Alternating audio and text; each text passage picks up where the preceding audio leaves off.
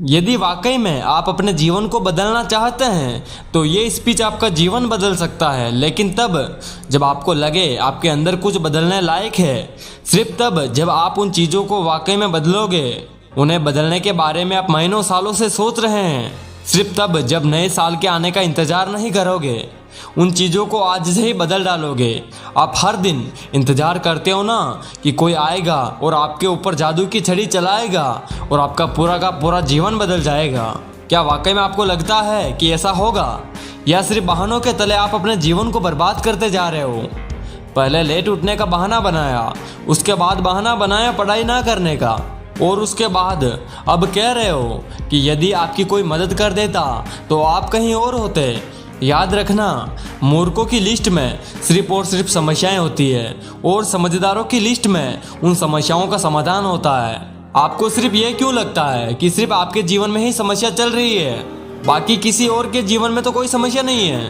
अरे थोड़ा बाहर निकल कर तो देखिए उन लोगों को जिनके पास सोने के लिए घर नहीं है, वो रोड पर सो रहे हैं। उनके पास ओढ़ने के लिए कंबल नहीं है, ठंड में ठिठुर रहे हैं। अरे उन लोगों को देखिए जिनके पास पैर नहीं है, आंखें नहीं है, हाथ नहीं है। ईश्वर ने आपको तो सब कुछ दिया है, लेकिन उसके बाद भी अभी तक आप सिर्फ सोचते ही चले जा रहे हो।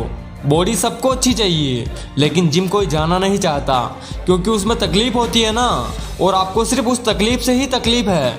आप बिना किसी तकलीफ के अपने जीवन में आगे बढ़ना चाहते हैं। अरे चाहते तो स्टीव जॉब्स भी बहाने बना सकते थे, क्योंकि बचपन में ही इनके माता पिता ने इन्हें दूसरों के गोद में दे दिया था, लेकिन उन्होंने कोई बहाना नहीं बनाया और अपने जीवन में आगे बढ़े। चाहते तो वो तब बहाना बना सकते थे जब दुनिया की सबसे बड़ी कंपनी एप्पल का उन्होंने निर्माण किया था, और उसके बाद उन्हें अपनी ही कंपनी से भगा दिया गया। लेकिन वो रुके नहीं, झुके नहीं, अपने जीवन में आगे बढ़ते रहे और उन्होंने नई कंपनी का निर्माण कर दिया। और चाहते तो वो तब बहाना बना सकते थे जब उन्हें कैंसर जैसी बड़ी बीमारी थी। चाहते तो वो कह सकते थे कि मुझे बहुत बड़ी बीमारी है, अब मैं काम नहीं कर सकता, लेकिन उन्होंने ऐसा नहीं किया। उन्होंने एप्पल को पूरी दुनिया की सर्वश्रेष्ठ कंपनी बनाने के लिए अपना पूरा 100% दे दिया। मुसीबतें हर इंसान के जीवन में आती है, लेकिन जीतता वो नहीं है जो मुसीबतों को देखकर बैठ जाता है। जीतता वो है जो मुसीबतों का, समस्याओं का हल निकालता है और अपने जीवन में हमेशा आगे बढ़ता रहता है। तो आपकी जीत तय है। आप अपने आप से पूछिए कि आप मुसीबतों के सामने डट कर खड़े रहेंगे या फिर मुसीबतों को देखकर ही भाग जाएंगे। हार कर बैठ जाने वालों का ये दुनिया कभी सम्मान नहीं करती। वो कभी भी दुनिया में जीतते नहीं है, वो कभी भी दुनिया में आगे नहीं बढ़ सकते। याद रखना, सिर्फ अकेले रेस में दौड़कर जीतने से अच्छा है कि 10 लोगों के साथ दौड़कर हार जाएं। अरे आप अपनी काबिलियत का पता तो कीजिए कि आपके अंदर क्या है और क्या नहीं है। आप तो शुरू में ही डर जाते हैं जब भी कोई काम शुरू करते हैं। एक आधी हार आपके सामने आती है और आप हार कर बैठ जाते हैं। आप अपने आप से प्रश्न क्यों नहीं पूछते कि आपको आपके जीवन में चाहिए क्या? यदि सिर्फ सोचने से बच्चा पैदा होता तो इस दुनिया में हर व्यक्ति सफल होता, हर एक व्यक्ति अमीर होता, उसके पास हर वो चीज़ होती जो वो चाहता है। लेकिन वाकई में ऐसा नहीं होता। जीवन का असली सच तो यही है कि आपको हर चीज़ पाने के लिए कर्म करना ही पड़ेगा, उसके बाद सब्र रखना ही पड़ेगा। कई बार आप गिरोगे, हारोगे, लोग बुरा भला कहेंगे, कभी आपका मन उस काम को करने के लिए करेगा, कभी नहीं करेगा। लेकिन इस जीवन की रेस में वही आगे बढ़ेगा जो हर मुसीबत का डटकर सामना करेगा और अपने जीवन में सिर्फ आगे बढ़ता रहेगा।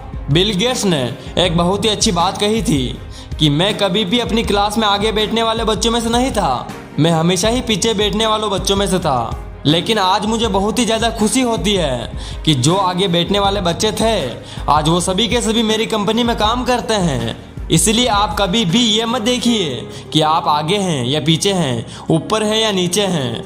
आप सिर्फ ये देखिए कि आप अपने काम को कितनी ईमानदारी, कितनी दृढ़ता और कितनी मेहनत के साथ कर पा रहे हैं। सिर्फ मेहनत, लगन और आपका आत्मविश्वास ही वो ताकत है जो आपका जीवन बदल सकता है।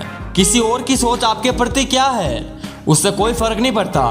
फर्क इस बात से पड़ता है कि आप खुद के बारे में आप क्या सोचते हैं। आप अपने आप को एकांत में बैठाइए और अपने आप से पूछिए कि आपके अंदर कौन सी चीज़ है और कौन सी चीज़ नहीं है। आप किन चीज़ों को इम्प्रूव करना चाहते हैं और किन चीज़ों को आप अपने जीवन से ख़त्म करना चाहते हैं। तो अब देर मत लगाइए और अभी इसी वक्त अपने जीवन को बदल डालिए। जय हिंद, वंदे मातरम।